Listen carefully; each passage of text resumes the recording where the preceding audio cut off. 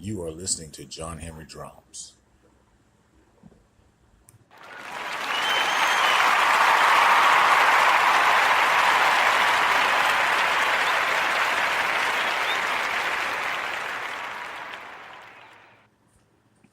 More words from a worthy warrior. Listen as Akon, who's often referred to as Africa's son, tell us why Africa is better than America.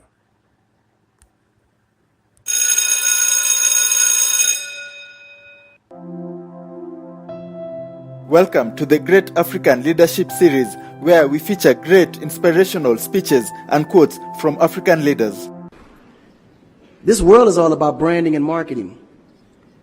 The number one branders in the universe is the United States. They made United States seem like it's the best place in the world to be. It's the land of the free, home of the brave. I go there to find and chase my dreams. We have to be able to tell our own stories. Directors, filmmakers, entertainers, it's going to be clearly, and the press, it's going to be your job to redefine how people think about Africa.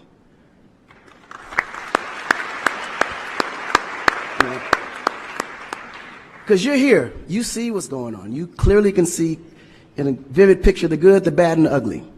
What you choose to put out there is what the world is going to get. Because I can tell you right now, in Chicago alone, there's more people dying in Chicago than there was in the war in Iraq. But you would never see that.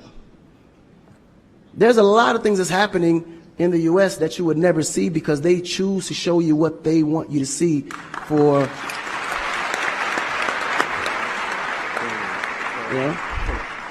It's about country integrity. You have a certain reputation you have to keep. No one puts their family business out into the street.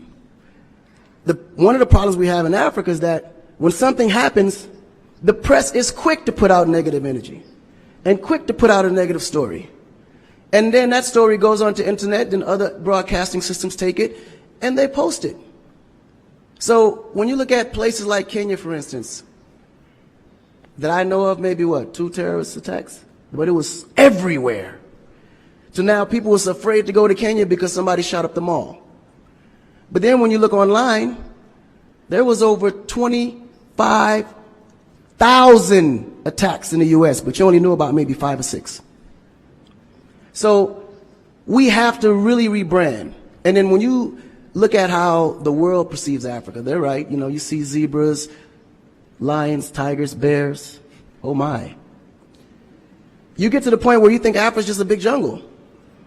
The images that they're showing of Africa is historical images. This is way before civilization. This is when they were still, battling with spears, like times of Shaka Zulu. No, I'm serious. But then when you look at the US, they're showing Superman, Batman,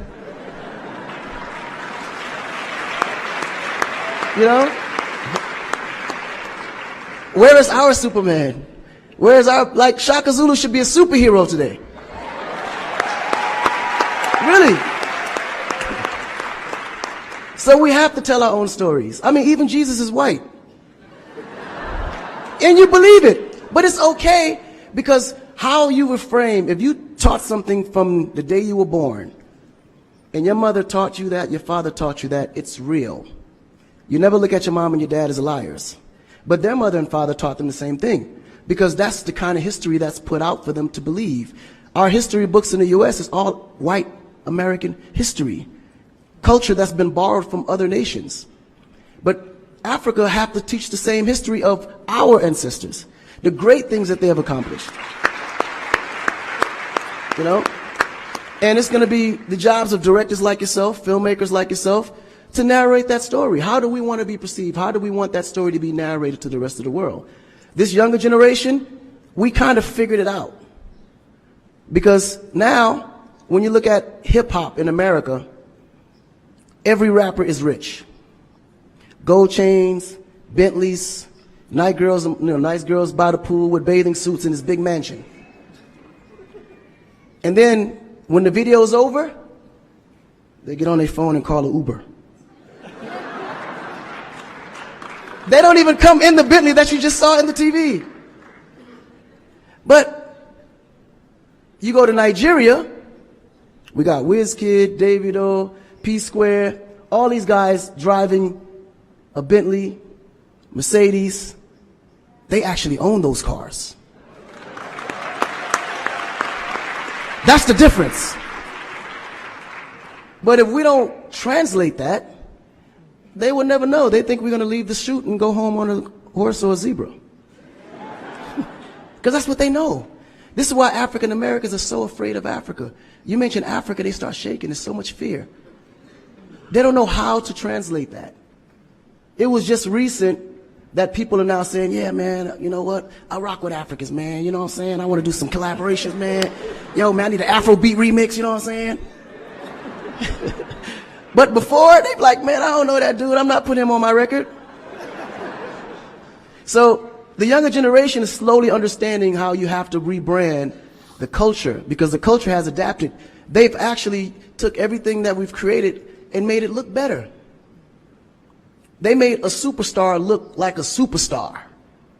When I look on TV and I see our biggest entertainers, they don't look like stars.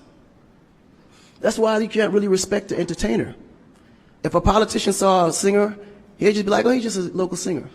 But if he go to that local singer's performance, he may sell out the stadium because he has a huge influence, but the image is not there. So we have to take the image as a huge accountability for ourselves and realize that Africa really does have a reputation. But if we allow our stories to be told, our stories will be told according to their agenda on what they need to be able to benefit from Africa. So we have to tell our story so we can be able to understand how we can utilize that story to benefit for our agenda. You know? So in closing, this job is for the entertainers, the filmmakers, the reporters, and anyone that creates content. We have to rebrand. And we have to rebrand it in the way that we see it and tell the story to where they can understand it, feel comfortable, and want to come here and invest. Right? To add to what Akon Share this video with friends and family to support the channel.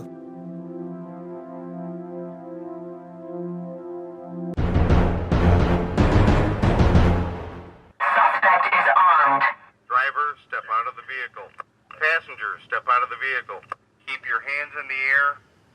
Walk backwards towards the sound of my voice.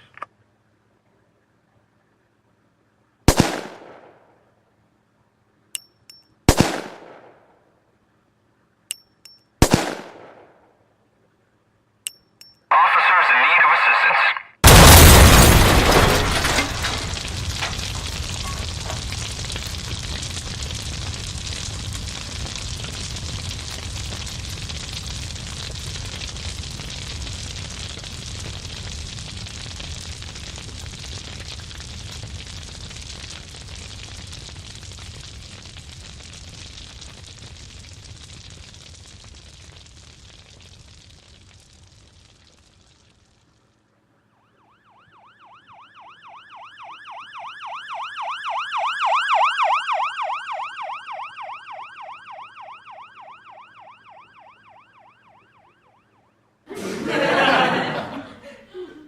You are listening to John Henry Drums, home of the Melanin Mind Matters University.